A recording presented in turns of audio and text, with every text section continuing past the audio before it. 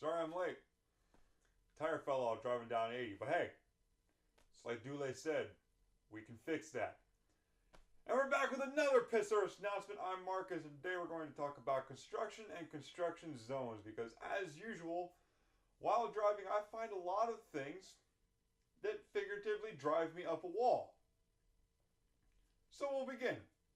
As you know, I live in the great state of PA where the roads are top notch for Cambodia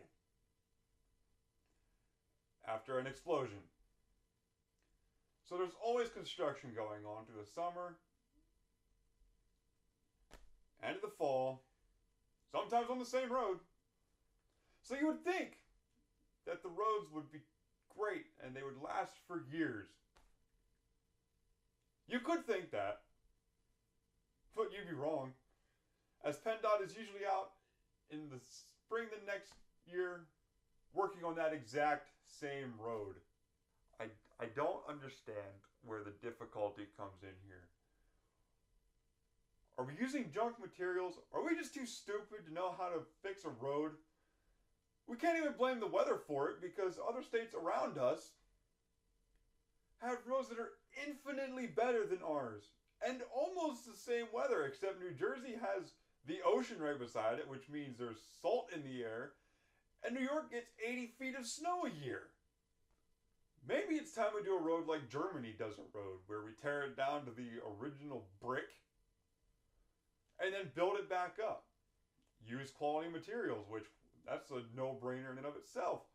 And then get the guys that did the road to pay for any work that would need done for 20 years after the road's been built, which means, of course, we'd have to get PennDOT to stop doing the roads or else we'd still be paying for... You know what? I'm still ironing out the small details, but at least I'm trying, goddammit. The point here is start using materials that aren't garbage. And don't get me wrong, I do know it's tough to find quality products, but search for it. Save us some money in the long run when you don't have to replace a road on an annual or semi-annual basis. Wouldn't it be nice to have a road that lasted more than 2 years at max? Also, can I drive by a PennDOT worksite and see everybody working? I don't know what it's like in other states, but here every time you drive by one, it looks like it's lunch break. Way to make me regret paying those tax dollars, PennDOT.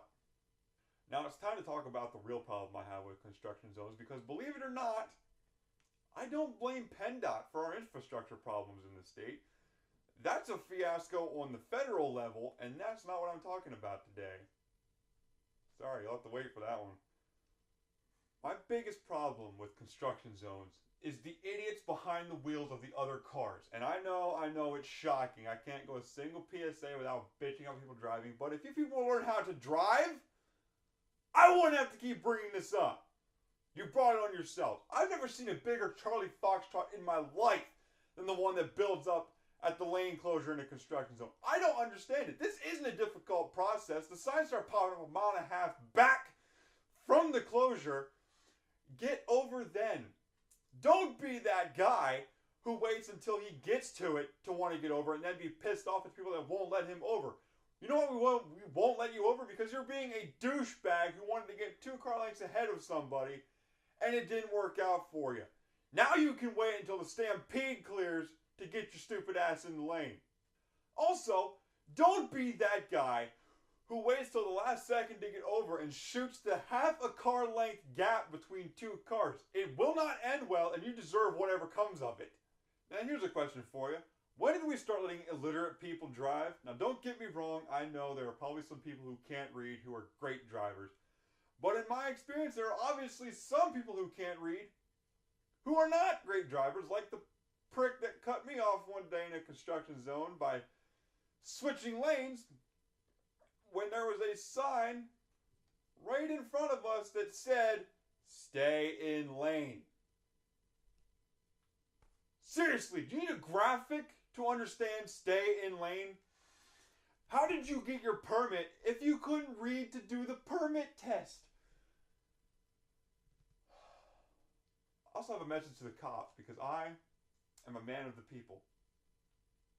Do you want to make a boatload of cash and fill your quota within a matter of hours of getting on shift so you can go back to napping and wolfing down donuts or whatever else you all do? Then I've got idea for you. Sit in a construction zone and bust every numbskull that doesn't have their headlights on. Hell, you could even probably get a couple Texan drivers in there too, because shit, that's the cool thing to do now apparently.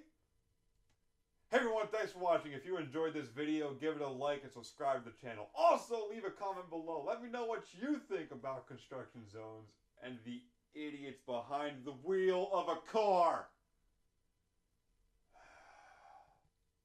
And until next week, have a good one.